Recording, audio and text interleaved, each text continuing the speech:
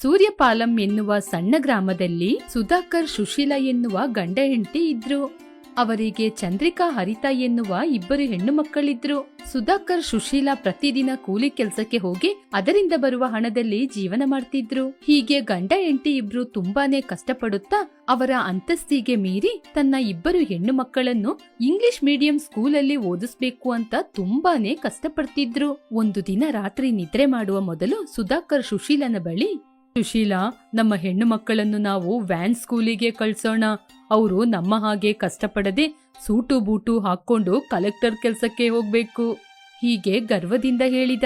ಅದಕ್ಕೆ ಸುಶೀಲಾ, ವ್ಯಾನ್ ಸ್ಕೂಲಿಗೆ ಅಂದ್ರೆ ನಮ್ ಜೊತೆ ಎಲ್ರಿ ಅಷ್ಟೊಂದು ದುಡ್ಡಿದೆ, ಈ ಊರಲ್ಲಿರುವ ಸ್ಕೂಲಿಗೆ ಕಳ್ಸೋಣ. ನಾವು ಸಂಪಾದನೆ ಮಾಡಿದ್ರೆ ಏನ್ ಬೇಕಾದ್ರೂ ಮಾಡ್ಬೋದು, ನಮ್ಮ ಮೇಲೆ ನಮಗೆ ನಂಬಿಕೆ ಇದೆ ತಾನೇ, ಹೀಗೆ ಸುಧಾಕರ್ ಹೇಳಿದಾಗ ಸುಶೀಲಾ ಕೂಡ ಸರಿ ಎನ್ನುವ ಹಾಗೆ ತಲೆ ಆಡ್ಸಿದ್ಲು. ಹೀಗೆ ತಂದೆ ತಾಯಿ ಮಾತನಾಡುವುದನ್ನು ನಿದ್ರೆ ಮಾಡದೆ ಚಂದ್ರಿಕಾ ಎಲ್ಲವನ್ನೂ ಕೇಳಿಕೊಳ್ತಿದ್ಲು. ಹರಿತ ಮಾತ್ರ ಗಾಢ ನಿದ್ರೆಯಲ್ಲಿದ್ಲು. ಹೀಗೆ ಸುಧಾಕರ್ ತನ್ನ ಮಕ್ಕಳನ್ನು ಪ್ರೈವೇಟ್ ಸ್ಕೂಲಿಗೆ ಸೇರಿಸಿದ. ಹರಿತ ಪ್ರೈವೇಟ್ ಸ್ಕೂಲಲ್ಲಿ ಓದ್ತಾ ಇದ್ದೀನಿ ಅಂತ ಗರ್ವದಿಂದ ಇದ್ಲು. ಸರ್ಕಾರಿ ಶಾಲೆಗೆ ಹೋಗುವ ಮಕ್ಕಳನ್ನು ತಿರುಗಿ ಕೂಡ ನೋಡುವುದಿಲ್ಲ. ಆದರೆ ಚಂದ್ರಿಕಾ ಹಾಗೆ ಇಲ್ಲ, ಎಲ್ಲರ ಜೊತೆ ಚೆನ್ನಾಗಿರ್ತಿದ್ಲು. ಹೀಗೆ ಸ್ವಲ್ಪ ವರ್ಷಗಳು ಕಳೆದ ನಂತರ ಹರಿತ ಚಂದ್ರಿಕನ ಸ್ಕೂಲ್ ವಿದ್ಯಾಭ್ಯಾಸ ಮುಗಿಯಿತು.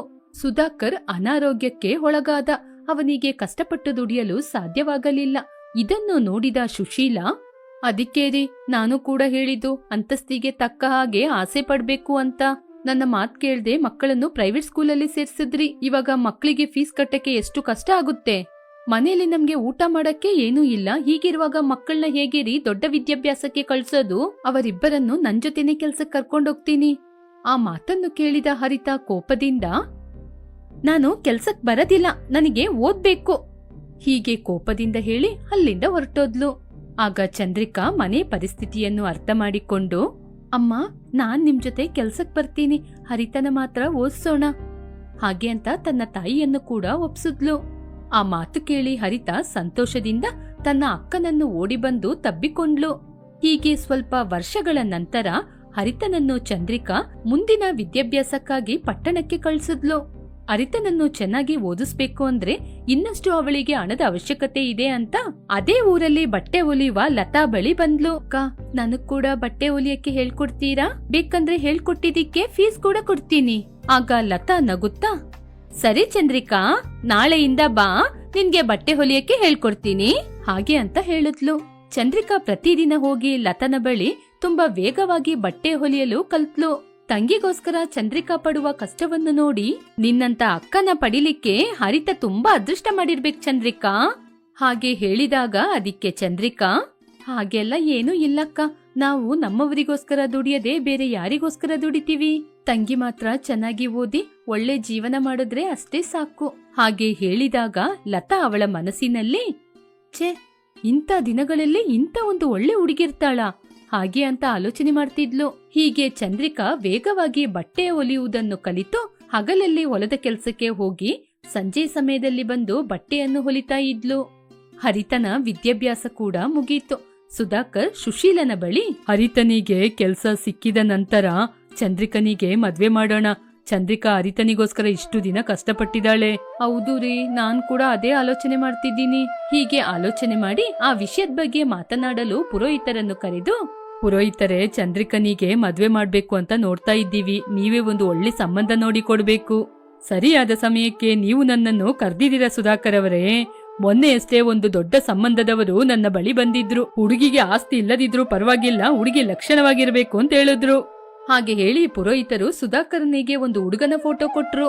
ಆ ಹುಡುಗ ಇಷ್ಟ ಆದ ಕಾರಣ ಮರುದಿನನೇ ಹುಡುಗಿ ನೋಡಕ್ಕೆ ಬಂದ್ರು. ಹುಡುಗ ಚಂದ್ರಿಕಳ ಜೊತೆಗೆ ಚಂದ್ರಿಕನ ತಂಗಿಯಾದ ಹರಿತನನ್ನು ನೋಡಿ, ಅಮ್ಮ, ನನಗೆ ಚಂದ್ರಿಕನಿಗಿಂತ ಅವಳ ತಂಗಿಯಾದ ಹರಿತ ತುಂಬಾ ಇಷ್ಟ ಆಗಿದ್ದಾಳೆ, ನಾನು ಅವಳನ್ನೇ ಮದ್ವೆ ಆಗ್ತೀನಿ, ಹಾಗೆ ಹೇಳಿದಾಗ ಎಲ್ಲರೂ ಆಲೋಚನೆ ಮಾಡ್ತಿದ್ರು. ಆದ್ರೆ ಚಂದ್ರಿಕಾ ಮಾತ್ರ, ಅಮ್ಮ, ಯಾಕಮ್ಮ ನೀವೆಲ್ರೂ ಇಷ್ಟೊಂದು ಆಲೋಚನೆ ಮಾಡ್ತೀರಾ? ತಂಗಿಗೆ ಇದಕ್ಕಿಂತ ಒಳ್ಳೆ ಸಂಬಂಧ ಸಿಗುತ್ತಾ? ನೀವು ಏನು ಆಲೋಚನೆ ಮಾಡ್ಬೇಡಿ, ತಂಗಿಗೆ ಮದ್ವೆ ಮಾಡೋಣ, ಹಾಗೆ ಹೇಳಿ ಎಲ್ಲರನ್ನೂ ಒಪ್ಸಿದ್ಲು. ಹೀಗೆ ವೇಣುವನ್ನು ಮದುವೆಯಾಗಿ ವೇಣುವಿನ ಮನೆಗೆ ಕಾಲಿಟ್ಲು ಹರಿತ. ಅತ್ತೆಯ ಮನೆ ತುಂಬಾ ವಿಶಾಲವಾಗಿತ್ತು. ಸುತ್ತಲೂ ಕೆಲಸದವರು. ಕೂತ ಜಾಗದಲ್ಲೇ ಎಲ್ಲದಕ್ಕೂ ಕೆಲಸದವರೇ ಬಂದು ಮಾಡಿಕೊಡ್ತಿದ್ರು. ಅಂತ ಐಶ್ವರ್ಯ ಇರುವ ಮನೆಗೆ ಕಾಲಿಟ್ಟಿದ್ಲು. ಹೀಗೆ ಹರಿತಾ ತುಂಬಾ ಹಣವನ್ನಿಟ್ಟಿರುವ ಕಾರಣ ದುರಂಕಾರ ಅವಳಿಗೆ ಜಾಸ್ತಿ ಆಯಿತು. ಮೊದಲೆಲ್ಲ ತನ್ನ ಅಕ್ಕನ ಬಳಿ ದಿನಕ್ಕೆ 1 ಬಾರಿಯಾದ್ರೂ ಮಾತಾಡ್ತಾ ಇದ್ಲು. ಆದರೆ ಕೆಲವು ದಿನಗಳ ನಂತರ ತವರು ಮನೆಯನ್ನೇ ಮರ್ತೇ ಬಿಟ್ಲು. ಅಮ್ಮ ಚಂದ್ರಿಕಾ, ಹರಿತಾ ಏನಮ್ಮ ನಮ್ಗೆ ಫೋನೇ ಮಾಡ್ತಾ ಇಲ್ಲ? ಅಮ್ಮ, ಅವಳೇನಾದ್ರೂ ಕೆಲ್ಸದಲ್ಲಿರ್ಬೋದಮ್ಮ, ಅದಕ್ಕೆ ಕಾಲ್ ಮಾಡ್ತಿಲ್ಲ.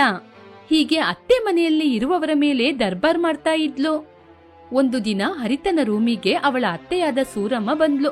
ಆಗ ಹರಿತಾ, ಯಾರನ್ನ ಕೇಳಿ ನೀವು ನನ್ ರೂಮಿಗೆ ಬಂದ್ರೆ? ಇನ್ನೊಮ್ಮೆ ಹೀಗೆ ಬಂದ್ರೆ ನಾನ್ ಸುಮ್ನೆ ಇರೋದಿಲ್ಲ ಹಾಗೆ ಹೇಳಿ ರೂಮಿನಿಂದ ಹೊರಗೆ ಕಳಿಸಿದ್ಲು. ಆದ್ರೂ ಸೂರಮ್ಮ ಆ ಮಾತನ್ನು ಕೇಳಿ ಏನು ಮಾತನಾಡದೆ ರೂಮಿನಿಂದ ಹೊರಗೆ ಬಂದ್ರು. ಒಂದು ದಿನ ಹರಿತನ ನೋಡ್ಲಿಕ್ಕೆ ಚಂದ್ರಿಕಾ ಬಂದಿದ್ಲು. ಚಂದ್ರಿಕಾ ಬಂದಿರುವ ಆನಂದ ಹರಿತ ಮುಖದಲ್ಲಿ ಇರಲಿಲ್ಲ. ಹೇಗಿದ್ಯಮ್ಮ? ನನಗೇನು, ಚೆನ್ನಾಗಿದ್ದೀನಿ. ಏನು ಇಲ್ಲಿಗ್ ಬಂದಿದೀಯಾ? ಹೇಳಿದ್ರೆ ಕಾರ್ ಕಳಿಸ್ತಾ ಇದ್ದೆ ಅಲ್ವಾ? ನೀನು ಇದುವರೆಗೂ ಕಾರಲ್ಲಿ ಹೋಗ್ಲೇ ಇಲ್ಲ. ಹೇಳಿದ್ರೆ ಈ ಸಲ ಕಳಿಸ್ತಾ ಇದ್ದೆ ಹಾಗೆ ಹೇಳಿ ಹರಿತಾ ನಗ್ತಾ ಇದ್ಲು. ಹರಿತನ ಮಾತು ಕೇಳಿ ಚಂದ್ರಿಕನಿಗೆ ದುಃಖವಾಯಿತು. ಆದ್ರೂ ತಂಗಿ ಬೇಜಾರ್ ಮಾಡ್ಕೋತಾಳೆ ಅಂತ ಆ ದುಃಖವನ್ನು ಅವಳ ಮುಂದೆ ತೋರಿಸ್ಲಿಲ್ಲ. ಸುಬ್ಬಯ್ಯ, ನಮ್ಮ ಅಕ್ಕ ಬಂದಿದ್ದಾಳೆ, ಅವಳಿಗೆ ನಾಟಿ ಕೋಳಿ ಕುಯ್ದು ಚೆನ್ನಾಗಿ ಸಾರ್ ಮಾಡ್ಕೊಂಬಾ ಹಾಗೆ ಹೇಳಿ ಕಳಿಸಿದ್ಲು. ಸರಿ ಅಮ್ಮ ಅಂತ ಹೇಳಿ ಸುಬ್ಬಯ್ಯ ಕೂಡ ಹೊರಟೋದ. ಡೈನಿಂಗ್ ಟೇಬಲ್ ಮೇಲೆ ಕೂತು ತಿಂತಿರುವಾಗ ಹರಿತಾ ಚಂದ್ರಿಕನಿಗೆ ಸೀಗಡಿ ಮೀನನ್ನು ಹಾಕುತ್ತಾ, ನೀನು ಯಾವಾಗ್ಲೂ ಸೀಗಡಿ ಮೀನೆಲ್ಲ ತಿನ್ನದಿಲ್ಲ ಅಲ್ವಾ? ಕೆಜಿ 500 ರೂಪಾಯಿ. ನಾವು ವಾರಕ್ಕೆ 2 ಸಲ ತಿಂತೀವಿ. ಸರಿ ಸರಿ ತಿನ್ನು ತಿನ್ನು ಹೀಗೆ ಅವಳ ದೊಡ್ಡತನವನ್ನು ತೋರಿಸ್ತಾ ಇದ್ಲು. ಹರಿತನ ವರ್ತನೆಯಿಂದ ಚಂದ್ರಿಕನ ಮನಸ್ಸು ತುಂಬಾ ನೋವಾಗ್ತಾ ಇತ್ತು. ಆದ್ರೂ ಒಂದು ಮಾತು ಕೂಡ ತಿರುಗಿಸಿ ಮಾತನಾಡದೆ ತನ್ನ ತಂಗಿ ಚೆನ್ನಾಗಿರ್ಲಿ ಅಂತ ಅಲ್ಲಿಂದ ಹೊರಟೋದ್ಲು. ಒಂದು ದಿನ